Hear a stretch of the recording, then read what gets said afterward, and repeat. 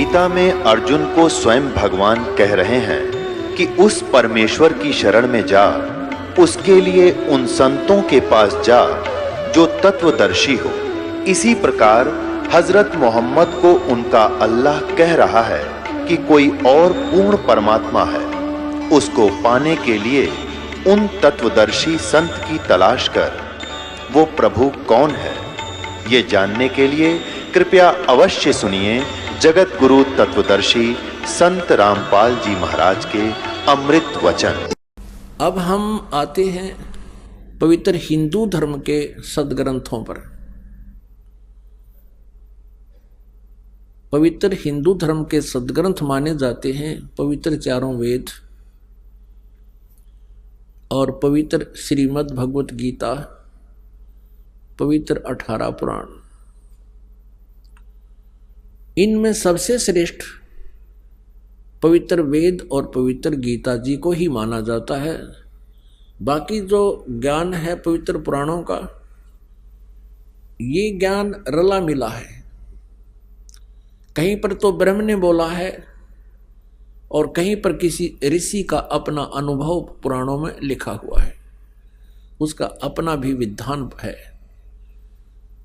तो ऐसे जो पवित्र वेदों का ज्ञान है वो पूर्ण परमात्मा ने इस ब्रह्म को दिया था, इसके अंतःकरण में फीड कर दिया। वो प्योर, वो कति प्योर है, बिल्कुल स्पष्ट ज्ञान है। श्रीमद् भगवत गीता जी के अंदर गीता ज्ञान रहता है तो वही, लेकिन इसने इसमें अपना कुछ मत अड़ा दिया है, लेकिन वेदों वाला ज्ञान भी उसमें समावेश किया है। तो हमने अपने पवित्र वेदों में देखना है कि परमात्मा कैसा है। और आज तक जितने भी ऋषि महर्षि हुए हैं, सभी वो यही कहते हैं कि हम वेदों के जानकार हैं, हमने वेदों को पढ़ा है और वेदों में परमात्मा निराकार लिखा है, जबकि वेदों में परमात्मा साकार लिखा है, मनुष्य सदृश लिखा है, नर आकार लिखा है, मनुष्य के तुल्य लिखा है और उसको सहशरीर बताया है। अब आपके समक्ष करते हैं कुछ विचार। पुण्यात्माओं, अभी तक हमारे कोई ऋषि, नकली ऋषि, महर्षि, मंडलेश्वरों ने मूर्ख बना रखा था। ये केवल संस्कृत भाषा को अवश्य जानते थे और आध्यात्मिक ज्ञान से ये पूर्ण रूप से अपरिचित थे। और कारण क्या रहा कि हम मूर्ख क्यों बने रहे? क्योंकि हम संस्कृत भाषा से अपरिचित रहे। हमारे पूर्वज वो अशिक्षित थे और शिक्षा के ग्रहण करने का अधिकार केवल एक ही वर्ग को था, एक वर्ण को था, ब्राह्मण वर्ण को। अब उन्होंने जैसा भी ज्ञान समझा, वेदों को पढ़ा और उन्होंने वैसा ही अपना अनुभव साथ मिलाकर हमारे पूर्वजों को बता दिया और उन्होंने फाइनल मान लिया कि परमात्मा निराकार है। और इन ब्राह्मणों के समझ में आया नहीं, इन पंडित ऋषियों को वेद वो समझ नहीं सके। क्यों नहीं समझ के? क्योंकि उनको वो तत्वदर्शी संत नहीं मिला जो गीता जी अध्याय नंबर 4 के श्लोक नंबर 34 में जिससे ज्ञान जानने को कहा गया है कि उस परमात्मा का ज्ञान वो बता सकता है। ऐसे ही पवित्र यजुर्वेद अध्याय नंबर 40 के श्लोक नंबर 10 से लेकर 13 तक ये स्पष्ट किया है कि कोई तो परमात्मा को संभवत बोलता है, यानी जन्म लेने वाला कहता, उत्पन्न होने वाला मानता है, साकार कृष्ण और राम जैसे रूप में, उदाहरण के लिए। और कोई उसको निराकार बताता है कि वो जन्म लेता ही नहीं। ये परमात्मा साकार है, निराकार, ये ज्ञान भी, ये जानकारी भी तत्वदर्शी संत बताएगा, उनसे सुनो। और फिर ये बताया है कि 10 से लेकर 13 में, 11, 12, 13 में ये स्पष्ट किया है कि कोई तो जिसको अक्षर ज्ञान हो गया किसी एक भाषा विशेष का, तो उसको विद्वान कहने लग जाते हैं, और जिसको ज्ञान नहीं है, अक्षर ज्ञान नहीं है, उसको अविद्वान कह देते हैं। विद्वान और अविद्वान की परिभाषा भी वो तत्वदर्शी संत बताएगा, उसे सुनो। आज ये दास है वो तत्वदर्शी संत, जो परमात्मा की दया से इस ज्ञान से परिचित हुआ। और ये दास बताएगा कि विद्वान किसे कहते हैं। विद्वान कबीर परमेश्वर थे। विद्वान परमेश्वर परम पूज्य परमेश्वर कबीर जी थे, जिनको धानक और जुल्हा कह करके, एक कवि कह करके उसकी हिस्ट्री शीट को बंद कर रखा था और उसको रिजेक्ट करके डाल दिया था कि वो तो एक अशिक्षित था। नहीं, वो सब वेदों के ज्ञाता थे, सब सदग्रंथों के ज्ञाता थे, सब ब्रह्मांडों के रचयिता थे। वो तत्वदर्शी संत थे, वो महाविद्वान थे। एक अक्षर ज्ञान के जानने से, एक भाषा विशेष के जानने से व्यक्ति विद्वान नहीं हो सकता। कोई संस्कृत भाषा में विद्वान है तो इंग्लिश नहीं आती तो इंग्लिश में अविद्वान हो गया वो। तो ये विद्वान और अविद्वान की परिभाषा केवल एक अक्षर ज्ञान और ना होने से, एक अक्षर ज्ञान होने से या ना होने से नहीं स्पष्ट होती। अब यहाँ आपको एक इस कलयुग के नकली महर्षि दयानंद के विषय में थोड़ा सा ज्ञान देते हैं। ये बहुत गणा प्रचलित, इसकी महिमा बड़ी हो रही थी। यहाँ पर किसी भी व्यक्ति से इसका नाम जरा सा बता दो और कह दो कि महर्षि दयानंद को ऐसे ऐसे वेदों का ज्ञान नहीं था, तो आम व्यक्ति ने कहा नहीं, वो तो बड़ा विद्वान पुरुष था, बड़े महात्मा थे, बड़े अच्छे संस्कृत के ज्ञाता थे। संस्कृत के ज्ञाता हो सकते हैं, लेकिन वेदों के बारे में इसको कह का भी नहीं पता था। अब इसका थोड़ा सा आज फिर विवरण करते हैं, क्योंकि जब तक हम इन नकलियों को गहराई से नहीं समझेंगे तो असली को कैसे पहचानेंगे। अब इन्हीं के ग्रंथों में लिखा है, पुण्यात्माओं, जो इस दास को ज्ञान है, पुस्तक बना दी, लिख दी, आप इसको पढ़ोगे तो मेरे ज्ञान का पता चलेगा मैं कितना विद्वान था या अविद्वान था, क्योंकि मैंने जो जानकारी थी उस पुस्तक में लिख दिया अपने अंदर का सारा हाल। तो उस पुस्तक को मुझे ही समझो, क्योंकि मैंने अपना सारा ज्ञान उसमें भर दिया। इसी प्रकार ये सत्यार्थ प्रकाश नाम का एक पुस्तक महर्षि दयानंद जी द्वारा रची गई है। अब ये महर्षि दयानंद तो नहीं रहे, लेकिन उनकी अंदर की जो भी भावना थी, जो उसने अनुभव किया अपने जीवन में, इस सत्यार्थ प्रकाश नामक पुस्तक में भर दिया। आज हम इसको पढ़कर ये अंदाजा लगा सकते हैं वो कितना वेदों का ज्ञाता था और कैसा उसका अनुभव था। देखिएगा सत्यार्थ प्रकाश, ये है सत्यार्थ प्रकाश।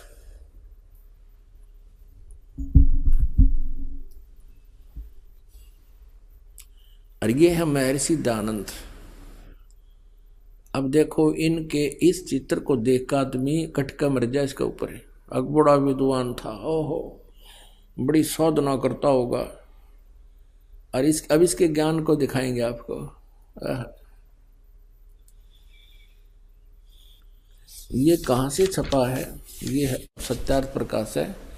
इसके विषय में क्या लिखा है कि वेद आदि विविध सद शास्त्र प्रमाणै संवन्तः, यानी वेद आदि विविध सद शास्त्रों के प्रमाणों के साथ इसकी रचना की गई है। किसने की है? श्रीमद् परमहंस परिव्राजक आचार्य महर्षि दयानंद के आगे इतनी लंबी फीत, और फिर महर्षि दयानंद, और फिर सरस्वती और स्वामी विरचित है। अब इसके फीत इतनी बड़ी लादी, श्रीमद् परमहंस परिव्राजक आचार्य महर्षि दयानंद सरस्वती स्वामी विरचित है। इस स्वामी जी द्वारा लिखी गई है पुस्तक, रची गई है। और प्रकाशक हैं वैदिक यति मंडल, दयानंद मठ, दीनानगर, पंजाब से। और ये छपी कहाँ से है? ये छपी कहाँ है? आचार्य प्रिंटिंग प्रेस, दयानंद मठ, गोहाना मार्ग, रोहतक, यहाँ से छपी है। अब इसमें आपको 7वें समोल्लास में ले चलते हैं। ये है 7वां समोल्लास, यानी 7वां समोल्लास, सत्यार्थ प्रकाश है, पृष्ठ 154 पे। इस प्रकाशन के 154 पृष्ठ पर किसी ने प्रश्न किया कि प्रश्न ईश्वर साकार है व निराकार? उत्तर स्वामी दयानंद जी का कि निराकार है। और 155 पृष्ठ पर स्वयं ही ये स्वीकार कर रहे हैं, साकार भी बता रहे हैं इसको। और किसी ने प्रश्न किया स्वामी दयानंद जी से, परमेश्वर की स्तुति, प्रार्थना और उपासना करनी चाहिए व नहीं? स्वामी दयानंद जी कहते हैं करनी चाहिए। तो प्रश्नकर्ता कहता, क्या स्तुति आदि करने से ईश्वर अपना नियम छोड़ स्तुति प्रार्थना करने वाले का पाप छुड़वा देगा? यानी कोई साधना भक्ति करेगा भगवान कि क्या उसका पाप नाश कर देगा? स्वामी जी कहते कि नहीं, साधना उपासना से पाप नाश नहीं होता। अब प्रश्नकर्ता कहता कि फिर स्तुति प्रार्थना करने की आवश्यकता क्या, जो भगवान पाप पर नाश नहीं कर सकता? जब क्योंकि पाप कर्म से दुख होता है और दुख निवारण भगवान कर नहीं सकता, क्योंकि पाप नाश नहीं कर सकता, तो भगवान की भक्ति की क्या आवश्यकता है? अब स्वामी जी इसका उत्तर देते हैं, उनके करने का फल अन्य ही है। प्रश्नकर्ता कहता वो क्या फल है फिर? स्वामी दयानंद जी का उत्तर देखियो, स्तुति से ईश्वर में प्रीति, उसके गुण कर्म स्वभाव से अपने गुण कर्म स्वभाव का सुधरना, प्रार्थना से निरअभिमानता, उत्साह और सहाय का मिलना, उपासना से परब्रह्म से मेल और उसका साक्षात्कार होना। हर एक साक्षात्कार निराकार का कैसे होगा और मेल उस निराकार से मेल कैसे हो जाएगा? या स्वयं कह रहे हैं उसका साक्षात्कार हो जाता है उपासना से और पाप कटते नहीं। अपने आत्माओं, ये ऐसे महर्षि थे, इनको ये नहीं मालूम तुम 154 पृष्ठ पर निराकार बता रहा है, 155 पृष्ठ पर कह रहा है परमात्मा परब्रह्म से मेल हो जा और उसका साक्षात्कार हो सकता है। फिर साक्षात्कार निराकार का कैसे होगा? तत्व ज्ञानहीन प्राणी ऐसी उवाबाई ही बकते हैं जिनका कोई आधार ना हो। अपने आत्माओं, जैसे एक इसमें ये प्रश्न ये भी आया है कि परमात्मा पाप नाश नहीं करता, साधना भक्ति करने वाले के पाप नाश नहीं करता, पाप अक्षमा नहीं करता। और फिर प्रश्नकर्ता ने पूछा कि फिर भक्ति किस लिए करें? स्वामी जी कहते हैं उससे और लाभ हो जाता है। वो क्या लाभ होता है कि पाप तो नाश होता नहीं भक्ति से, परमात्मा की साधना से पाप नाश नहीं होता, वो परमात्मा को प्राप्त कर लेता है, उसके दर्शन कर लेता है। अरे भले आदमी, निराकार का साक्षात्कार कैसे होगा? जैसे बच्चा इंटरव्यू देने जाता है, वहां साक्षात्कार होता है उसका, इंटरव्यू लेने वाले का और देने वाले दोनों सामने साक्षात होते हैं, साकार होते हैं। तो ऐसे ही परमात्मा का साक्षात्कार करना भी उसको साक्षी, उसको सामने स्पष्ट देखना होता है और निराकार दिखाई दे नहीं सकता। अब थोड़ा सा एक प्रसंग और बीच में आ गया कि परमात्मा अपने भक्तों के पाप नाश करता है वा नहीं। ये कंसेप्ट क्लियर करके फिर निराकार साकार की स्थिति स्पष्ट करेंगे। देखिएगा, ये है सप्तम समोल्लास चल रहे हैं और सत्यार्थ प्रकाश है ये।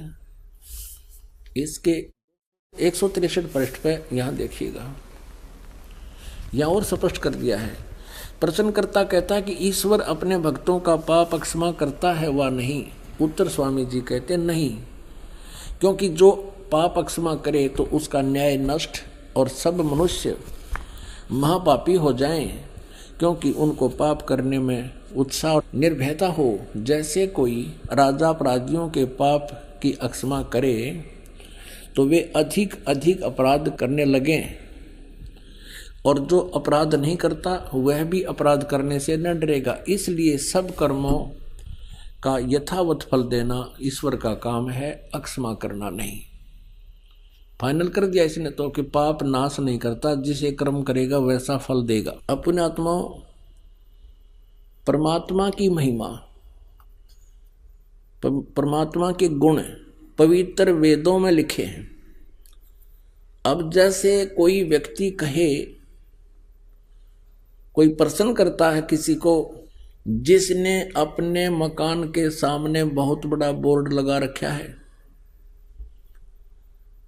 MBBS, MS, और उससे कोई पूछता है कि क्या औषधि खाने से रोग नाश हो जाएगा, और वो सामने वाला जो इतना लंबा बोर्ड लगाए बैठा है, दुकान खोल रहा है डॉक्टर की, और वो ये कहे कि नहीं, औषधि खाने से रोग नाश नहीं होता। अब सामने वाला कहेगा फिर औषधि खाने की आवश्यकता क्या है जब रोग नहीं कटे, रोग ही नहीं कटेगा। तो वो सामने वाला, वो नकली डॉक्टर वैद्य जवाब क्या देवे कि औषधि खाने से रोग तो नाश नहीं होगा लेकिन पहलवान बन जाएगा। तो क्या वो डॉक्टर है? क्या वो वैद्य हो सकता है? वो तो कोई गुट्टी लाए बैठा है, नकली बोर्डदार है, जो ये शब्द कहेगा कि औषधि खाने से रोग नहीं कटे, और फिर वो औषधि खानी चाहिए किस लिए, क्या लाभ है कि पहलवान बन जाएगा। रोग कटे नहीं, मृत्यु हो जाए, पहलवान तो बन लिया फिर। तो ऐसे यदि दूसरा उदाहरण आपको देते हैं कि जैसे किसी ने बोर्ड लगा रखा है थोक साबुन विक्रेता, और साबुन की पूरी दुकान भर रखी है, उसके साबुन के टुकड़ों की, और उससे कोई पूछता है क्या साबुन कपड़े का मैल नाश कर देगा, तो वो सामने वाला दुकानदार ये कहे कि नहीं, साबुन लगाना तो चाहिए पर वो कपड़े का मैल नाश नहीं करेगा। फिर सामने वाला स्वाभाविक बात है कहेगा, प्रश्न करेगा, फिर साबुन प्रयोग करने का लाभ क्या? जब साबुन कपड़े का मैल नाश नहीं कर सकता तो क्या यूज है उसकी लगाने की, क्या लाभ है? और वो नकली फिर उत्तर दे कि कपड़े को मजबूत बना देगा। साबुन कपड़े का पाप मैल नाश तो नहीं कर सकता लेकिन मजबूत बना देगा। क्या वो व्यक्ति साबुन से परिचित है? इससे सीधा उसने लकड़ी के गुटके रखे सारे, और मूर्ख बना रहा दुनिया ने कपड़े में, उसमें कागज में लपेट के। तो ये सिद्धांत था इस महर्षि दानव सरस्वती का, जो आर्य समाज का प्रवर्तक कहलाता है। इसको कह भी पता नहीं था वेदों का और भगवान का। अब यजुर्वेद में वो स्वयं अनुवाद कर रहा है अपने कर कमल से, और यजुर्वेद में, क्योंकि वेद जो है परमात्मा का विधान है, परमात्मा की गुण है उसके अंदर, वो ऐसा ऐसा करता है। और जिसने वेदों के विरुद्ध अपना सिद्धांत बताया है वो अज्ञानी व्यक्ति था, वो वेद ज्ञानहीन था। अब देखिए वेद इसको प्रमाणित करेंगे कि परमात्मा घोर पाप का विनाश कर देता है। ये देखिए, ये महर्षि दानव सरस्वती द्वारा ही इसका अनुवाद है।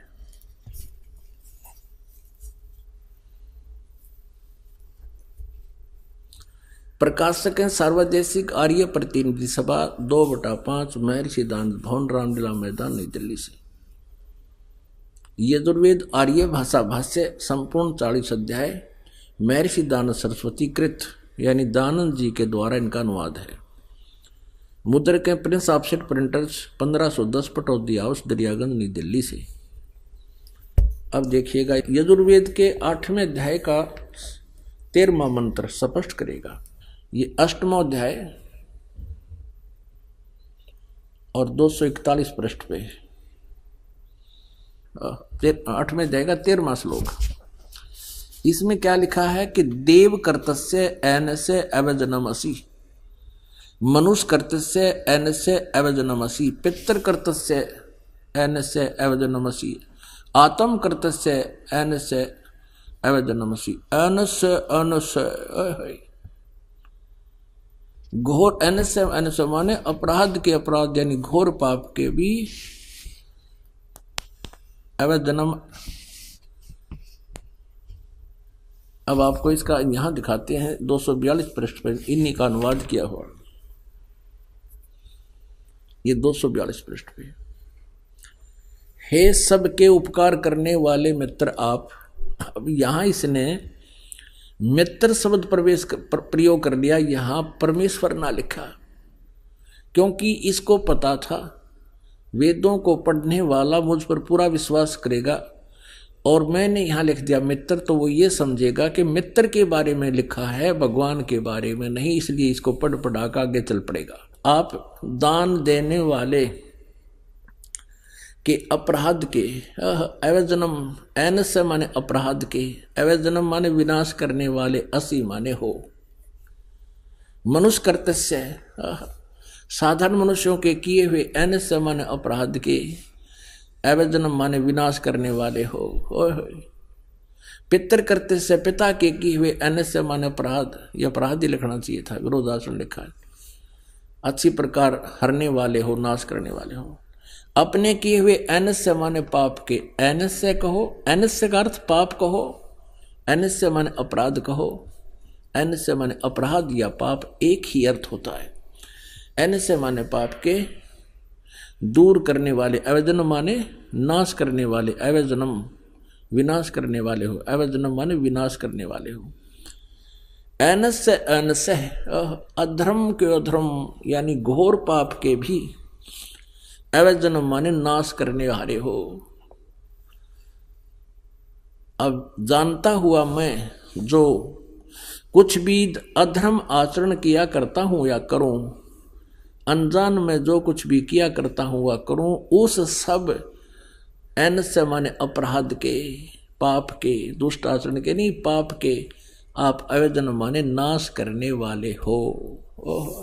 अब यहां मित्र शब्द लिख दिया इसने, यहाँ परमात्मा ने लिखा जीव को मूर्ख बनाने के लिए। अब देखो इन्हीं के शब्दों में, अब इसी महर्षि दयानंद जी ने सत्यार्थ प्रकाश के प्रथम समोल्लास में भगवान के नामों की महिमा की व्याख्या की है, विवरण दिया है। उसी में आपको दिखाते हैं मित्र माने परमात्मा होता है। ये देखिए इन्हीं के शब्दों में, यह प्रथम समोल्लास है और पृष्ठ नंबर 18 पर, सत्यार्थ प्रकाश पृष्ठ नंबर 18 पर।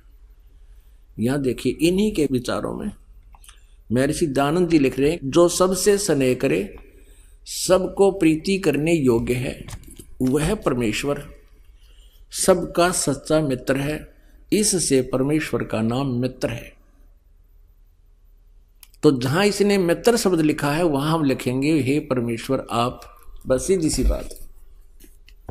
अब मित्र मान इसने यहां लिख दिया हे सबके उपकार करने वाले मित्र आप, यजुर्वेद के 8वें अध्याय के 13वें मंत्र में। अनुवाद में गड़बड़ करने की चेष्टा की कि पढ़ने वाला यूं सोचेगा कि ये तो मित्र के बारे में लिखा है, भगवान के बारे में नहीं। ऐसा ही हमारे साथ, जैसे हमारा और इस आर्य समाज के आचार्यों का सन 2004 से वाद विवाद चल रहा था। समाचार पत्रों में विज्ञापन के माध्यम से हम लिखते थे, वो भी उत्तर देते थे। जहां इस दास ने ये लिखा था कि महर्षि दयानंद को वेदों का बिल्कुल ज्ञान नहीं था, ये कहता है कि पाप नाश नहीं कर सकते। इस 7वें समोल्लास में लिखा है भगवान की साधना से पाप नाश नहीं हो सकते, जबकि यजुर्वेद अध्याय नंबर 8 के श्लोक नंबर 13 में स्पष्ट लिखा है कि भगवान घोर पाप का भी नाश कर देता है। तो उन्होंने उत्तर दिया था कि रामपाल झूठ बोल रहा है। यजुर्वेद अध्याय नंबर 8 के श्लोक नंबर 13 के अनुवाद में महर्षि दयानंद ने मित्र के बारे में लिखा है, परमेश्वर के बारे में नहीं। यानी जनता को मूर्ख बनाना उनका उद्देश्य था, लेकिन वो भूल गए कि अब आज से 150 वर्ष पहले वाला भारत नहीं है। अब हम स्वयं शिक्षित हैं, परमात्मा ने दया बख्शी है, प्रत्येक भारतवासी आज अक्सर ज्ञान युक्त है, और इनसे जिसा भी अनुवाद बना इन्होंने अनुवाद किया है, और इनसे नहीं अनुवाद हुआ वो ये दास करेगा और बता रहा है, क्योंकि सूक्ष्म वेद में वो पहले ही लिखा परमात्मा की वाणी में। अब देखो यही यजुर्वेद 8वें अध्याय का 13वां श्लोक,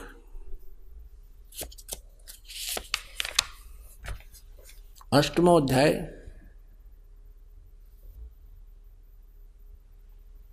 और ये हमने पढ़ा 13वां श्लोक मंत्र। इसके यहाँ पर ये अनुवाद किया स्वामी जी ने, तो यहाँ लिख दिया हे सबके उपकार करने वाले मित्र आप, हम यहाँ लिखेंगे हे सबके उपकार करने वाले परमेश्वर आप, दान देने वाले के, एन से माने अपराध मानी यानी पाप के विनाश करने वाले हो, साधारण मनुष्यों के किए हुए अपराध के विनाश करने वाले हो, पिता के किए हुए अनस्य माने अपराध के नाश करने वाले हो, अपने किए हुए पाप के दूर करने वाले यानी नाश करने वाले हो। एक तो इस महर्षि दानंद की या थोड़ी ये विधान गलत सिद्ध कर दिया वेदों ने कि परमात्मा पाप नाश नहीं कर सकता, जबकि वेद स्पष्ट करते हैं परमात्मा घोर पाप का विनाश कर सकता है। तो इससे सिद्ध हो गया कि महर्षि दानंद पूर्ण रूप से वेदों से अपरिचित था, अज्ञानी था। अब प्रसंग चल रहा है कि परमात्मा साकार है व निराकार। ये कहते हैं कि परमात्मा निराकार है, वेद बताते हैं परमात्मा साकार है और मनुष्य दृश्य है, सशरीर है।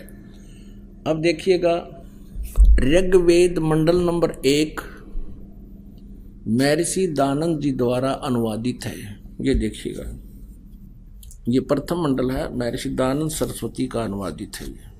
प्रकाशक हैं सार्वदेशिक कार्य प्रतिनिधि सभा 3/5 महर्षि दानंद भवन रामलीला मैदान नई दिल्ली से। मुद्रक है Prince offset printers 1510 Pataudi house. अब इसमें स्वयं स्वामी जी ने स्टार्ट किया है जो प्रथम मंत्र, प्रथम ही सूक्त और इसका प्रथम मंडल, प्रथम सूक्त और प्रथम मंत्र अग्नि शब्द से प्रारंभ होता है। अग्नि शब्द से, अग्नि शब्द से प्रारंभ होता है और इस अग्नि शब्द को इन्होंने आगे स्पष्ट किया है कि यहाँ अग्नि शब्द के 2 अर्थ करने में प्रमाण ये हैं कि इस ऋग्वेद के मंत्र से यह जाना जाता है कि एक सद्वर्ण के इंद्र आदि अनेक नाम होते हैं इत्यादि। सतपथ ब्राह्मण के प्रमाणों से अग्नि शब्द ब्रह्म और आत्मा इन 2 अर्थों का वाची है।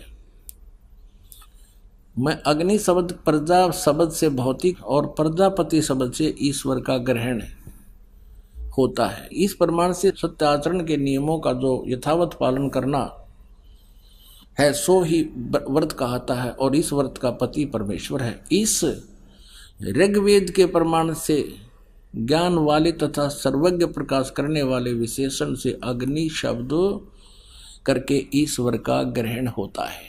अग्नि माने ईश्वर का ग्रहण होता है, अग्नि माने ईश्वर। और इसी आधार से स्वामी जी ने ऋग्वेद मंडल नंबर 1 सूक्त नंबर 1 का मंत्र नंबर 2 इसमें अग्नि शब्द है, इसका अर्थ इन्होंने स्वयं कहा है अग्नि माने वह परमेश्वर। दूसरे में आगे देखो, अब ये तीसरा मंत्र है ऋग्वेद मंडल नंबर 1 सूक्त नंबर 1 का मंत्र नंबर 3। इसमें भी अग्नि ना एव अच्छी प्रकार ईश्वर, अग्नि माने ईश्वर। चौथे मंत्र में अग्नि माने हे परमेश्वर।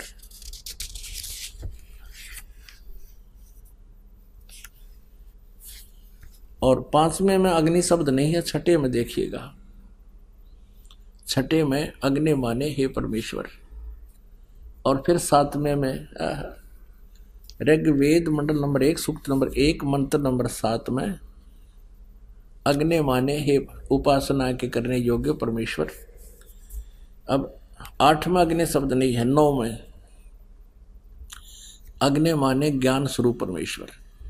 अब पुण्यात्मा, अब स्वामी दानंद जी खुद अग्नि माने अग्नि या अग्नि का अर्थ कर रहे हैं कि अग्नि माने वेदों में जहाँ भी ये है वो परमेश्वर का ग्रहण होता है।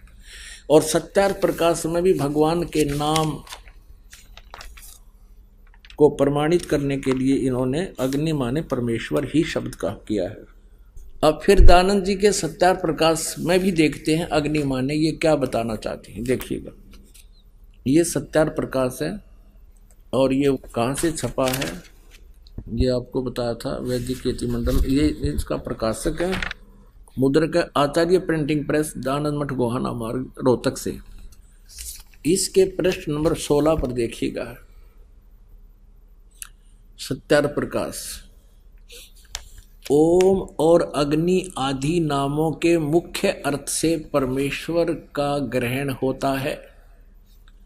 ओम और अग्नि आदि नामों का अर्थ, मुख्य अर्थ से परमेश्वर का ग्रहण होता है। यानी अग्नि माने जहाँ भी हो परमेश्वर समझना चाहिए मुख्य तौर पर। अब 17 पे है, पृष्ठ नंबर 17 पे प्रथम समोल्लास में, जो ज्ञान स्वरूप सर्वज्ञ जानने, प्राप्ति होने और पूजा करने योग्य है, इससे परमेश्वर का नाम अग्नि है। वाह! इस महर्षि दयानंद जी ने केवल 1.5 वेद का अनुवाद किया, उसके बाद इनकी मृत्यु होगी। उसके बाद शेष जो 2.5 वेद थे वो इन्हीं के द्वारा दी गई इंस्ट्रक्शन के आधार से, हिदायतों के आधार से अन्य आचार्यों ने अनुवाद किया है। देखिएगा, उनमें से एक सामवेद अनुवाद किया गया। ये यजुर्वेद और सामवेद इकट्ठा ही जल्द किया गया है। अनुवाद करता इसमें भिन्न भिन्न है। हम सामवेद का अनुवाद करता देखते हैं।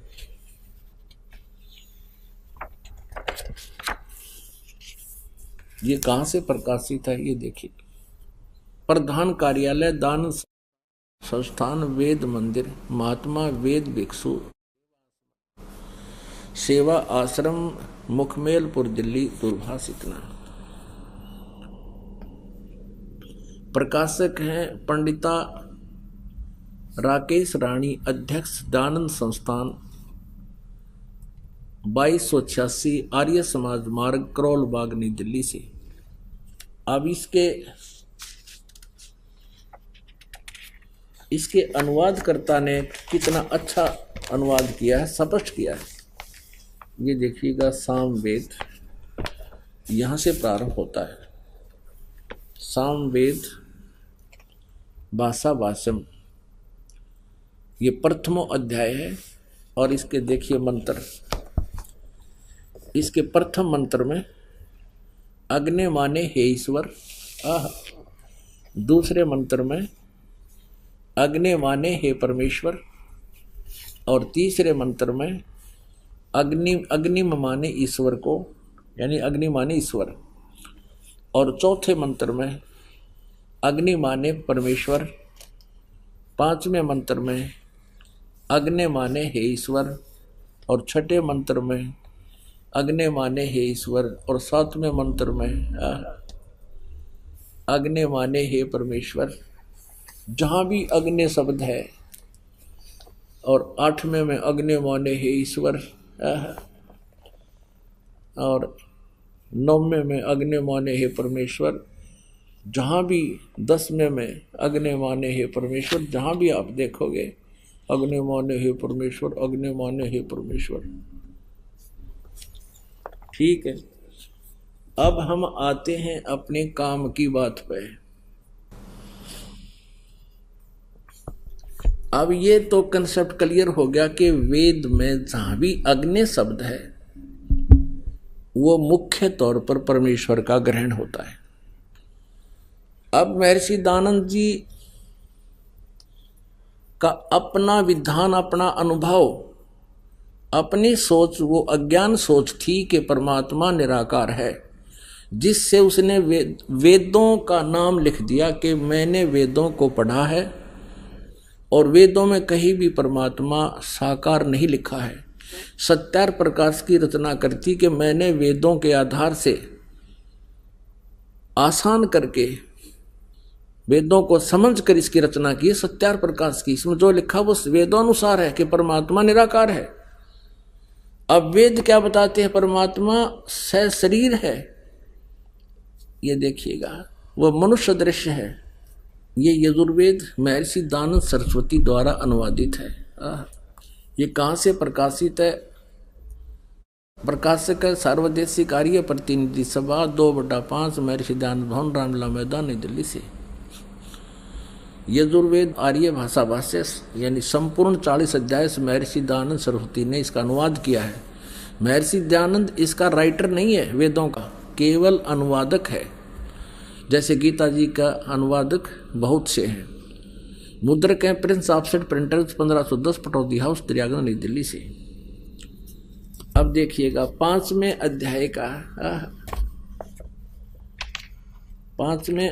का प्रथम मंत्र, ये है 5वां अध्याय। इस 5वां अध्याय आरंभ है इसके प्रथम मंत्र में। ये प्रथम मंत्र में लिखा है अग्ने तनुरसी विष्णुवे तवा सोमस्य तनुरसी। 2 बार लिखा है तनु माने शरीर। अब इन्होंने अनुवाद यहाँ गलत कर दिया। अपनी अज्ञान अनुभव को ऊपर रखने के लिए वेदों के अर्थों का भी अनर्थ कर दिया। क्या अनर्थ किया स्वामी जी ने? हे मनुष्यो, तुम लोग जैसे मैं जो हवि, अग्नि माने बिजली प्रसिद्ध रूप, अग्नि के शरीर के समान है। हम बताए ये क्या अर्थ है इसका? सारी उम्र पढ़ दियो, इसका भावार्थ भी समझ में आ जाए। कहना के चाव है यहाँ पर, क्योंकि इसने परमात्मा को निराकार सिद्ध कर रखा था अपनी अज्ञान सोच से। अब वेद बता रहे हैं अग्नि तनुरसी विष्णु अथवा सोमस्य तनुरसी। तनु माने शरीर, अग्नि माने परमेश्वर। हे परमेश्वर, आपका शरीर है।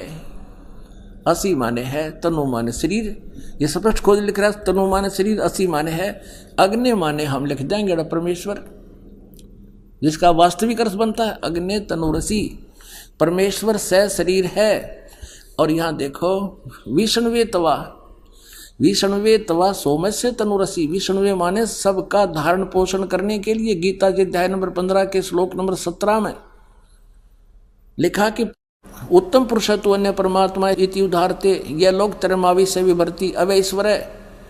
वो सबका धारण पोषण करने वाला जो परम अक्षर ब्रह्म परमात्मा है वो परमेश्वर, वो सबका धारण पोषण करने के लिए भी उस पर सोमस्य माने अमर पुरुष का, तनु माने शरीर, असी माने है, तवा माने उस, विष्णुवे माने सबके धारण पोषण करने के लिए, तवा माने उस, सोमस्य माने अमर पुरुष का, तनु माने शरीर, असी माने है उस अमर पुरुष का शरीर है। अपनात्मा जहां भी ये जो महर्षि कहलाते थे, ये नकली डुप्लीकेट ही न ज्ञान था नहीं ऋषि इसका वेदों का, इन्होंने इन वेदों के अर्थों का अनर्थ कर दिया। इसका एक प्रमाण आपको दिखाते हैं। प्रथम अध्याय का 15वां मंत्र, वह इसने के बैठा बैठा रखा अनुवाद में इस दयानंद जी ने। देखिएगा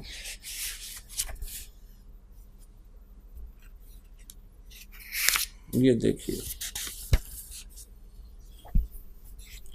ये और दिखाते हैं आपको। फिर कई प्रमाण देंगे परमात्मा का कि साकार है। ये देखिएगा यजुर्वेद भाषा भाष्य, और ये प्रथम अध्याय का, ये प्रथम अध्याय है और इसका 15वां मंत्र है। इसका भी स्टार्ट है अग्नि तनुरसी। अग्नि माने परमेश्वर, तनु माने शरीर, असी माने है। वाचो विसर्जनम देव वित्ते तवा गृह में वृद्ध ग्राह असी। अब इसका अनुवाद क्या किया है इसने? पहले तो ये देखिएगा कि अग्नि तनुरसी वाचो विसर्जनम तवा, इन शब्दों का अर्थ ही नहीं किया। इसमें अग्नि तनुरसी कहीं पर भी अनुवाद नहीं है। ये जो हाईलाइट कर रखे हैं ये संस्कृत है, इसमें कहीं अग्नि शब्द नहीं है और तनुरसी नहीं है, कि इसमें कहीं भी अग्नि शब्द नहीं है। अग्नि तनुरसी कहीं पर भी नहीं है। अर्थ नहीं करा, क्योंकि पोल खुलती दिखे थी, फिर आगे वो 2 बार लिखा पाया, इसने करना पड़ा उलट सुलट सा। अब यहाँ क्या अनुवाद कर रहा है इसमें? प्रथम अध्याय के 15वें मंत्र में, मैं सब सज्जनों के हित जिस हवि अर्थात पदार्थ के संस्कार के लिए बड़े बड़े पत्थर हैं और काठ के मूसल आदि पदार्थ विद्वान व दिव्य गुणों के लिए उस यज्ञ को श्रेष्ठ गुणों के प्रकाश और श्रेष्ठ विद्वानों व विविध भोगों की प्राप्ति के लिए ग्रहण करता हूँ। ये कोई अर्थ बना इसका? बड़े बड़े पत्थर और काठ के मूसल ग्रहण करता हूँ। भगवान शर्मा मारेगा पत्थरा का और काठ के मूसला का। इसका अर्थ कोई अन्य बनता है जो महर्षि दयानंद नहीं समझ सके, वो दास ने किया है।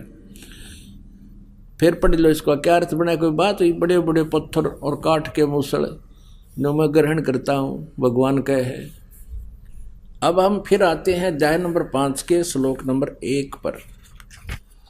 अब देखिएगा यजुर्वेद, ये 5वां अध्याय का हमने प्रथम मंत्र देखा, अग्ने तनुरसी विष्णुवे तवा सोमस्य तनुरसी। हम भी इसका अनुवाद आसानी से कर सकते हैं कि परमात्मा आपका शरीर है और सबका धारण पोषण करने के लिए भी आपका अन्य शरीर है, क्योंकि वो अतिथि रूप में, अतिथम असि, यानी वो अतिथि रूप में यहाँ आता है कुछ समय के लिए, उसके लिए उनका अन्य शरीर है। और आगे देखना, इस 5वें अध्याय का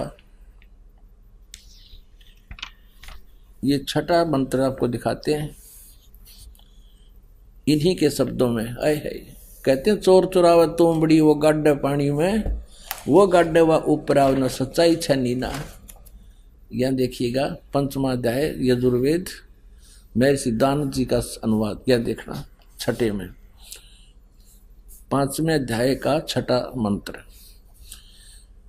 जिसलिए अग्ने, खुद लिख रहा है, अग्ने वर्तपते यानी जगदीश्वर आप, वह बिजली, ये बिजली के लड़ाई दी इसमें, आपका बिजली, परमेश्वर या बिजली, दोनों लिख लिए, बिजली भी, सत्य धर्म आदि नियमों के पालन करने वाले हैं। इसलिए उस आप व बिजली में मैं पूर्वोक्त व्रतों के पालन करने वाले क्रिया वाला होता हूँ। जो यह तव माने आपका, आप और उसकी नहीं, आप तव माने आपका, तनु माने शरीर है, इसने रांद काट दी, विस्तृत व्याप्ति है। आप तव माने आपका, यह आपका, तनु माने शरीर है, वह मुझ में जो यह मेरा शरीर है, भगवान का भी शरीर है और मुझ में मेरा शरीर है। सो आप व उसमें जो ब्रह्मचर्य के व्रत से अब सिद्ध हो गया कि भगवान का भी शरीर है और जो बोलता है उसका भी शरीर है। आगे देखिए, ये है यजुर्वेद अध्याय नंबर 5 का और मंत्र नंबर 8 है। इसमें ये मंत्र नंबर 8 है, इसमें 3 बार तनुर असी लिखा है 8 का। हे मनुष्य लोगों, तुमको यह जो इस अग्नि, बिजली रूप लिख दिया, अग्नि माने परमेश्वर लिखना है यहाँ पर, परमेश्वर का अग्नि नहीं, परमेश्वर का स्वर्ण आदि सोने आदि में सोने अत्यंत बड़ा अभ्यंतर रहने वाला तनु माने शरीर है। तुम हे मनुष्य लोगों, तुमको जो इस परमेश्वर का, अग्नि का नहीं, परमेश्वर का जो अत्यंत बड़ा शरीर है, शरीर या है लिखना चाहिए, शरीर है, और भयंकर वचन को नष्ट करता है, उत्तमता से सेवन किए हुए अन्न को, ये बकवास कर रखी है सारी। इस अग्नि माने परमेश्वर का अत्यंत विस्तीर्ण अभ्यंतर में सतीत होने, लोकों में सोने वाला है, यानी लोकों में सोना में, अन्य लोकों में भी जब वो जाता है उसका शरीर है। और तीसरी बार फिर लिखा हुआ, इसका इसने अनुवाद नहीं किया, शर्मा गया यू अकड़े सी छुपाऊं। देखो इस मूल संस्कृत में 3 बगे तनुर, तनु, ये तनु है, वरिष्ठा, तनु वरिष्ठा एक, और मूल संस्कृत में यहीं पर है, ये दूसरा तनु वरिष्ठा, और तीसरा फिर ये तनु वरिष्ठा है। इसका अलग अलग अलग इसने केवल 2 बार लिखा, तनु माने शरीर, तनु माने शरीर, और तीसरी बार इसने शर्म आएगी अनुवाद छोड़ दिया। 150 साल हो गए इसके अनुवाद को ऐसे एजिटी चलते हुए को। यजुर्वेद अध्याय नंबर 7 के मंत्र 39 में उसमें लिखा है कि नरवत मनुष्य के तुल्य परमात्मा। ये देखिएगा, यही अनुवाद कर रहा है लेकिन गोलमोल कर रहा है। यही महर्षि दयानंद सरस्वती द्वारा ही इसका अनुवाद किया गया है। 7वें अध्याय का 39वां श्लोक आपको दिखाते हैं। ये देखिएगा, ये है 7वां अध्याय यानी 7वां अध्याय और यजुर्वेद, और इसका 39वां मंत्र 39। इसमें लिखा कि महान इंद्र नरवत आ, इस दय को तय बनाते हैं, ये इसका संधि छेद करते हैं। जब इसने भी ऐसा ही किया है। नरवत महान माने सर्वोत्तम अत्यंत पूज्य, नरवत माने मनुष्य के तुल्य, मनुष्य के तुल्य परमात्मा है। इंद्र हे भगवान जगदीश्वर, जिस कारण आप योगाभ्यास के ग्रहण करने योग्य हैं, ऐसे ऐसे। अब यहाँ लिखना था ए महान इंद्र, महान इंद्र नरवत, हे बड़े, महान माने बड़े, इंद्र माने परमेश्वर, नरवत मनुष्य के समान, मनुष्य के समान, मनुष्य के तुल्य आप अपना हो और अपना सब कार्य करते हो। अच्छी प्रकार सब मनुष्यों के सुख को परिपूर्ण करने के व्यवहार और परमार्थ के ज्ञान को बढ़ाने वाले 2 प्रकार के ज्ञान से संयुक्त कर, इसने तड़ंगा कर रखा है। बाकी हमने ये देखना है कि हे परमात्मा जो है वह परमेश्वर, हे जगदीश्वर, जिस कारण आप योगाभ्यास से ग्रहण करने योग्य हैं, इससे अत्यंत उत्तम ऐश्वर्य के लिए हम लोग आपकी उपासना करते हैं। यह उपासना हमारे लिए कल्याण का कारण है। इससे तुमको परम ऐश्वर्य पाने के लिए हम सेवन करते हैं।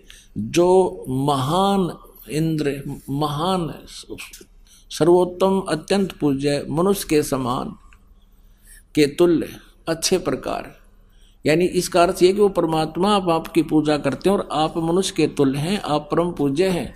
ये महान इंद्र। और दिखाते हैं आपको ऋग्वेद मंडल नंबर 1 और सूक्त नंबर 31 का मंत्र नंबर 17 में मनुष्यवत अग्नि, मनुष्य के तुल्य परमात्मा। ये देखिए ऋग्वेद, ये भी दयानंद सरस्वती का ही अनुवाद है, प्रथम मंडल। और ये कहाँ से प्रकाशित है? सर्वदेशी कार्य प्रतिनिधि सभा 3/5 महर्षि दयानंद भवन, रामलीला मैदान, नई दिल्ली से। ऋग्वेद मंडल नंबर 1 सूक्त नंबर 31। ये देखिएगा ऋग्वेद मंडल नंबर 1 सूक्त नंबर 31 का मंत्र नंबर ये 17 है। इसमें स्पष्ट है मनुष्यवत अग्नि, मनुष्यवत अग्नि, अंगीरसवत अंगीरा है। इसने क्या लिखा है? मनुष्यवत, मनुष्यों के जाने आने के समान मनुष्यवत, इसका अर्थ लिखा है इसने मनुष्यवत अग्नि। अग्नि माने परमेश्वर, हम स्पष्ट कर चुके हैं। मनुष्यवत माने मनुष्य के समान, मनुष्य के तुल्य परमेश्वर। आप सर्व अंग सहित हो और प्रत्येक युग में आते हो, पूर्व भी आते रहे हो। उस पूर्व की तरह एक बार आप फिर आइए, क्योंकि आप अपने, ये देखिए जैसे उत्तम पूर्वत माने पहले की तरह फिर से आइए। यह लिखना है हे पवित्र प्राणों के समान धारण करने वाले परमेश्वर, लिखना था, अध्यक्ष लिख दिया। हे पवित्र अंगीरह माने शरीर, शरीर धारण करने वाले, विद्याओं से सर्वत्र व्यापक, ये अग्नि माने परमेश्वर। अब पूर्ववत जैसे उत्तम पृष्ठा वाले, यहाँ देखो शरीर व्यापक प्राण वायु के सदृश, राज्य क्रम बकवास क्या गडरा किया इसने। अंगिरस वर्तमाने स शरीर, शरीर की तरह आप जैसे आम व्यक्ति होता उस तरह शरीर धारण करते हो, और आप विद्वानों के अति चतुर मनुष्य को अच्छे प्रकार प्राप्त कीजिए। उस मनुष्य को विद्या आदि कर्म और प्राप्ति के लिए मनुष्यवत माने लिख दिया, मनुष्यों के आने जाने के समान, मनुष्य के समान लिखना था। और वो आप अपने जैसे पुरुष यज्ञ के साथ कर्मों को सिद्ध करते कराते हैं,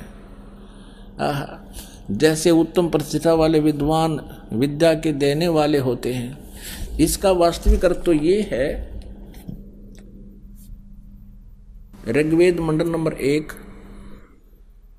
और सूक्त नंबर 31 मंत्र 17 का स्पष्ट अर्थ ये बनता है, हे परमेश्वर आप मनुष्य के तुल्य हैं और आप पहले भी आते रहे हैं, उस पहले की तरह फिर उसी तरह उस सुंदर शरीर धारण किए हुए आप आइए। आप जो पहले यथार्थ ज्ञान देकर चले जाते हो, एक बार पुनः यहाँ आइए और हमें फिर से उस ज्ञान से परिचित कराइए। ये परमात्मा का विधान है। अब आपको दिखाते हैं ऋग्वेद मंडल नंबर 9 सूक्त नंबर 86 का और 26 और 27, ऋग्वेद मंडल नंबर 9 सूक्त 82 का 1, 2, 3। अब समय के अभाव के कारण इसको आपको बहुत शॉर्ट में समझाएंगे। ये देखिएगा, ऋग्वेद मंडल नंबर 9, प्रकाशक हैं सार्वदेशी कार्य प्रतिनिधि सभा, मेहर सिद्धांत भवन, रामलीला मैदान, नई दिल्ली से। और ये छपा कहाँ से? यहाँ से, प्रिंस ऑफसेट प्रिंटर्स, मंडल नंबर 9 सूक्त नंबर 86 का। ऋग्वेद मंडल नंबर 9 सूक्त नंबर 86 और मंत्र नंबर 26।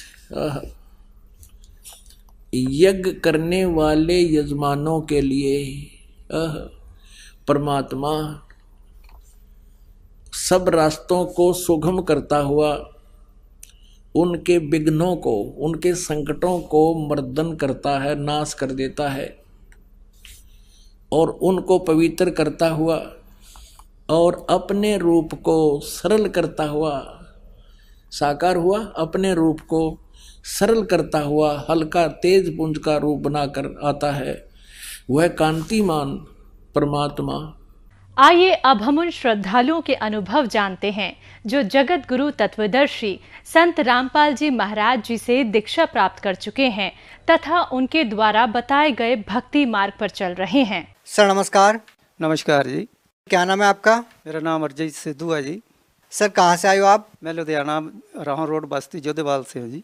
सर संत रामपाल जी महाराज जी से जुड़ने से पहले आप क्या भक्ति साधना करते थे? मैं जी पीरों को मानता था और वो एक गुरु भी बना रखा था पीरों को मानने वाला, जो कि पीरों को मानते ही हैं।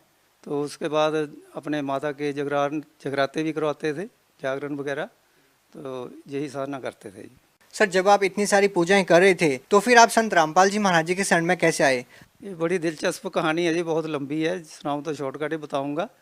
तो हमने 2.25 साल संत रामपाल जी महाराज जी का साधना चैनल के ऊपर सत्संग सुनता था। मैं डेली में सुनता था। तो मैं सत्संग सुनते सुनते इतना परमात्मा का ज्ञान अंदर रिफीट हो गया कि जो देवी देवताओं को परमात्मा बताते, संत रामपाल जी महाराज बताते हैं कि इनसे ऊपर कोई परमात्मा है। जो परमात्मा संत रामपाल जी ने ज्ञान दिया उससे हमारी आंखें खुली भी, हम तो सारा गलत रास्ते पे जा रहे हैं। तो उसके बाद हमने तो मन बना लिया, मैंने 2.25 साल ही संत रामपाल जी महाराज का साधना चैनल के ऊपर सत्संग सुना रेगुलर। नाम मैंने जब अपने 13 जून 2014 में संत रामपाल जी महाराज से नाम लिया। सर हम जिस भी संत रामपाल जी महाराज जी के अनुयायी से मिलते हैं वो बताते हैं कि संत रामपाल जी महाराज जी से नाम दीक्षा लेने के बाद उनको बहुत सारे लाभ मिले। तो सर हम आपसे जानना चाहते हैं कि आपको संत रामपाल जी महाराज जी से नाम दीक्षा लेने के बाद क्या लाभ मिले? मेरे साथ देखो जी, एक तो ऐसा था कि बीमारी तो चलो परमात्मा की दया से कोई नहीं ऐसी थी, लंबी नहीं थी, छोटी मोटी बीमारी थी, तो परमात्मा की दया से शरण में आने से संत रामपाल जी महाराज जी के वो भी बिल्कुल दूर हो गई, छोटी मोटी बीमारी जो थी। मेरे एक जीभ में छाला हो जाता था, खून का गड्ढा, तो वो 2-3 महीने के बाद ऑटोमेटिकली कुछ खाना भी नहीं था, हो जाता था। लेकिन संत रामपाल जी महाराज जी के शरण में आए हुए मेरे को 5 साल हो गया, आज तक नहीं वो दोबारा हुआ। उसके बाद मेरे बच्चे का एक एक्सीडेंट हुआ था मारुति 800 से, जो कि इतना भयंकर था कि अगर उसकी 1 फुट गाड़ी आगे निकल जाती तो बस के साथ उसका टक्कर हुआ था, वो बस पलटी करके उसको मार देती। लेकिन परमात्मा की दया से उस दिन ऐसा चमत्कार हुआ कि परमात्मा कबीर देव जी खुद अपना वेश बदलकर उसके सामने ऐसे हाथ कर रोक के खड़े है, तो उसने जिसकी उसकी गाड़ी एकदम जहाँ ही रुक गई। क्या कबीर साहब जी को आपके बेटे ने देखा उस समय? हाँ जी, बिल्कुल देखा। उसने जब कैसे बताया मेरे को, जाके हम घर पे थे, वो अकेला था बेटा गाड़ी में। तो क्या हुआ कि जब गाड़ी मेरे को बेटे ने मेरे को फ़ोन किया कि पापा गाड़ी का ना एक्सीडेंट हो गया, बस में लग गई। तो मैं क्या चलती है? कहता देखता हूँ। चलती नहीं है? कहता चलती नहीं है। मैं क्या ज़्यादा लगी होगी, थोड़ी तो नहीं लगी है ना? तो कहता आगे देख लो। थोड़ी दूरी थी रोड पे, हम भागे भागे गए रोड पे, जाकर देखा तो पूरी भीड़ इकट्ठी हुआ था। भीड़ इकट्ठा हुआ था, क्या देखा कि मैं ऐसे गाड़ी को नीचे देख रहा हूँ। तो गाड़ी को देख रहा, मैं कहा आप बच कैसे गए हो? बेटे को बोला कि आप कैसे बच गए हो? इतना भयंकर आप बोलता थोड़ी सी गाड़ी लगी है। गाड़ी इतनी जोर ज़बरदस्त लगी थी कि उसकी लाइटें आगे की है ही नहीं, बम्पर बुम्पर पता ही नहीं कहाँ है, चकनाचूर हो गया मोरे। तो गाड़ी उसकी जहीं की जहीं खड़ी है बिल्कुल। तो जब मैंने देखा जाकर तो उसको मैंने सोचा कि परमात्मा की दया है, परमात्मा संत रामपाल जी ने आज बचा लिया इसको। इतने को देर में क्या हुआ कि परमात्मा कबीर देव जी ऐसे जैसे आसमान से कोई इंसान आता है ऐसे उतर के आए। क्या मांगा आगे? पहले मेरी भक्तमती मेरे साथ खड़ी है और इतनी भीड़ भी लगी है, तो क्या देखते हैं, वो बोलते हैं कि बेटा चाय पीना है, एक चाय का कप पीना है। तो भक्तमती बोलती कि मेरे पास तो पैसा नहीं है, मैं चाय कहाँ से पिलाऊँ, है ना? हमारे तो बच्चे का एक्सीडेंट हो गया है। तो वो मैं ऐसे मूंदा होकर पीठ पर तो गाड़ी को देख रहा, क्या देख रहा हूँ, वो जो कबीर परमेश्वर थी मेरे पीठ पे आगे हाथ मारा। इतनी भीड़ के बीच में जिसका नुकसान हुआ उसी को ऊपर आके बुलाया जाएगा। तो मेरे को बोलते हैं कि बेटा चाय का कप पीना है। तो मेरे अंदर ऐसा प्रभाव आ गया, एकदम गुस्सा था, ये हो गया। तो मैं क्या बोल दिया मन में, उस पे उसी टाइम बोल दिया कि बाबा आपको चाय की पड़ी है, मेरा इतना नुकसान हो गया है। तो परमात्मा के रूप में संत रामपाल जी ऐसे बोले कि बेटा शांत शांत, परमात्मा सब ठीक करेंगे। तो इतने में क्या देखा, पीछे मुड़ के देखा तो सब कुछ गायब, मुड़ के वो झलक नहीं दिसी हमको। ऐसे परमात्मा के दर्शन हमको हुए। सर और कोई लाभ? लाभ और ऐसे कि देखो घर बार सारा परिवार सब ठीक है, परमात्मा की दया से कोई कष्ट नहीं है, परमात्मा ने सब कुछ दे रखा है, बहुत दया है मालिक की। सर बहुत सारे लोग हैं वो ये मानते हैं कि संत रामपाल जी महाराज जी जेल में हैं, उनसे नाम दीक्षा क्या लेना, तो सर आप उन लोगों को क्या कहना चाहेंगे? जगत को हम बताना चाहते हैं जी भाई, सर ऐसे है कि दुनिया के लिए संत रामपाल जी महाराज जेल में है, हमारे लिए जेल में नहीं है, क्योंकि वो तो एक पूर्ण संत और पूर्ण परमात्मा कबीर देव जी के रूप में संसार में आए हैं। क्या आप हिसार तारीख पे जाते हैं? बिल्कुल जी। क्यों जाते हो? देखो हमारा मालिक है, संत रामपाल जी महाराज पूर्ण परमात्मा है, हम उसके लिए जाते हैं।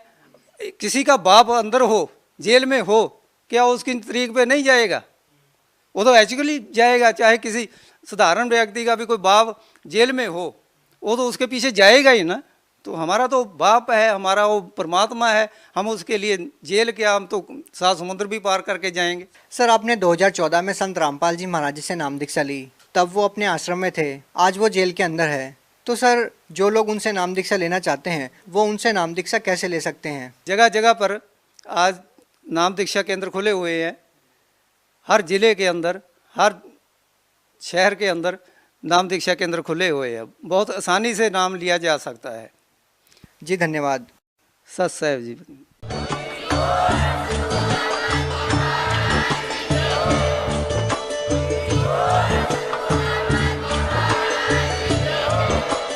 आप सुन रहे थे जगत गुरु तत्वदर्शी संत रामपाल जी महाराज जी के मंगल प्रवचन। अधिक जानकारी के लिए विजिट कीजिए हमारी वेबसाइट www.jagatgururampalji.org। संत रामपाल जी महाराज जी के शुभ आशीर्वाद से पूरे विश्व भर में 500 से भी ज्यादा नाम दीक्षा केंद्र हैं, जिन पर संत रामपाल जी महाराज जी द्वारा ऑनलाइन निशुल्क नाम दीक्षा दी जा रही है। अपने नजदीकी नाम दीक्षा केंद्र का पता करने के लिए संपर्क करें 822288